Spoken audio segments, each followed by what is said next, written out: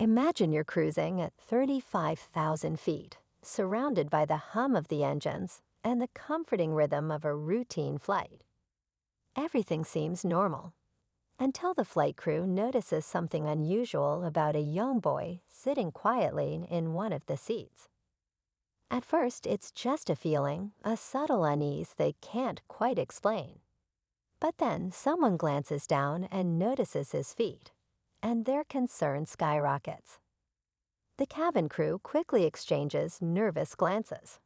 What they've seen isn't just odd, it's alarming enough to alert the captain. As whispers ripple through the team, a decision looms.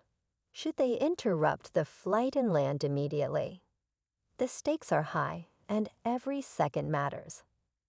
What could possibly be so strange about a boy's feet that it forces an unscheduled landing?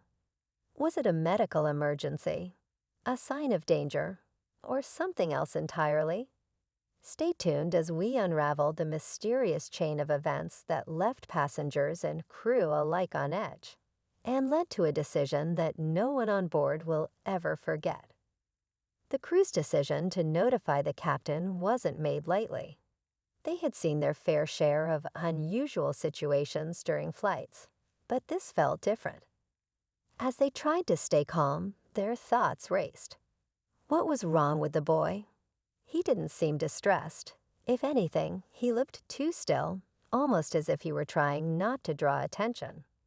His guardian, sitting next to him, appeared equally composed, which only added to the sense that something was off.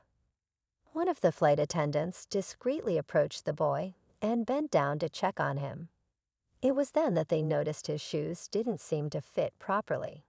His feet looked swollen, almost unnatural. A pit formed in the attendant's stomach, and she decided to ask a few polite questions. The guardian's answers were vague and hurried, as if they wanted the conversation to end quickly. That's when the attendant's unease turned into a gnawing suspicion. She quietly relayed her concerns to a colleague, who agreed that something wasn't right. Together, they decided to escalate the matter to the captain. As the plane cruised high above the clouds, a critical decision loomed. Should they continue the flight as planned or make an emergency landing? As the captain received the message from the cabin crew, he frowned. Diverting a flight wasn't a decision to take lightly. Yet the concern in the attendant's voice couldn't be ignored. The crew's description of the boy and his unusual condition raised too many questions. The captain decided to take a closer look himself, discreetly stepping out of the cockpit under the guise of a routine check.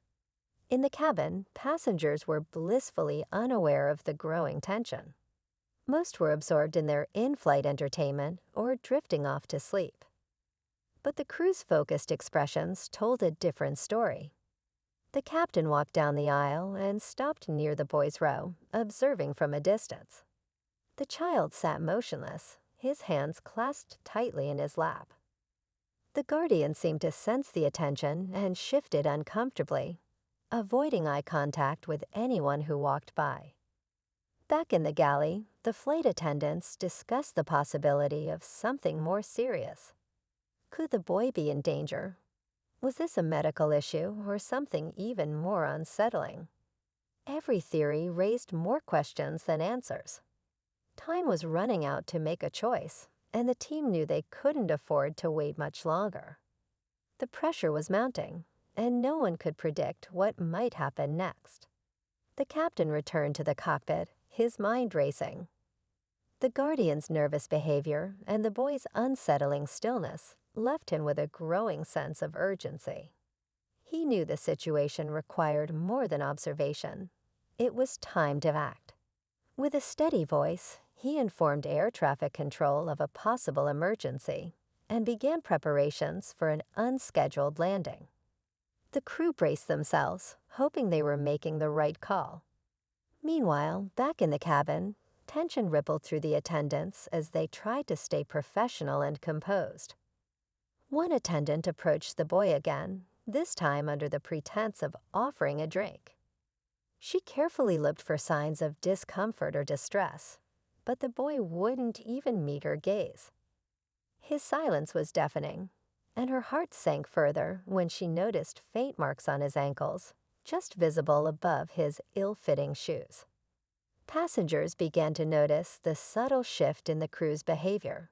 Whispered questions filled the air, and a quiet unease spread through the cabin. One passenger, sitting a few rows back, leaned over to ask what was happening, but the attendants gave reassuring, vague responses. Behind the scenes, the team was laser-focused. The plane started its descent, and with every passing moment, the stakes felt higher. No one knew what awaited them when they touched the ground. As the plane descended, a sense of urgency hung thick in the air. The crew moved quickly but discreetly, preparing the passengers for an unscheduled landing while keeping the details vague. Some travelers exchanged worried glances, their curiosity building. Yet, amidst the controlled chaos, something unexpected happened. One of the attendants, stationed near the rear of the plane, noticed the guardian whispering urgently to the boy. The child's expression shifted, a flicker of fear crossing his face before he lowered his head again. The attendant couldn't hear the words, but the tone was sharp, almost commanding. It was enough to make her stomach churn. Could this be more than just a medical emergency? As the plane neared the runway, another unsettling detail emerged. A passenger seated nearby quietly flagged down a crew member, mentioning that they thought they saw the guardian slip something into the boy's backpack earlier, something small and wrapped tightly. The flight attendant's heart raced as she relayed this information to the captain. The crew now faced an even more alarming question. Was this a situation of coercion or smuggling? The pieces were adding up, and the implications were chilling. With the plane just minutes from landing, everyone braced for what would come next. The plane touched down smoothly, but the atmosphere on board was anything but calm. Emergency vehicles lined the runway, their flashing lights visible through the cabin windows.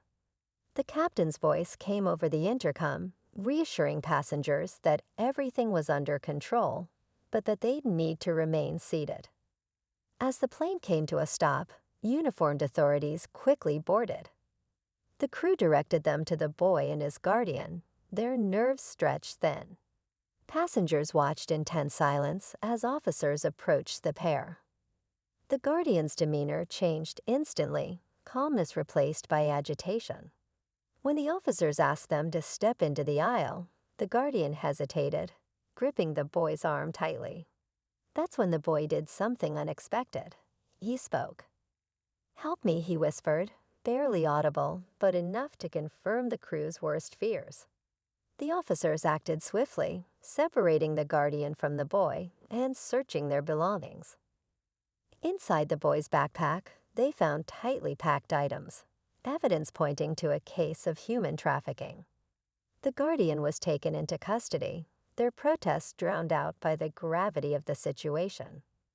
But just as relief swept over the crew, the final twist unraveled.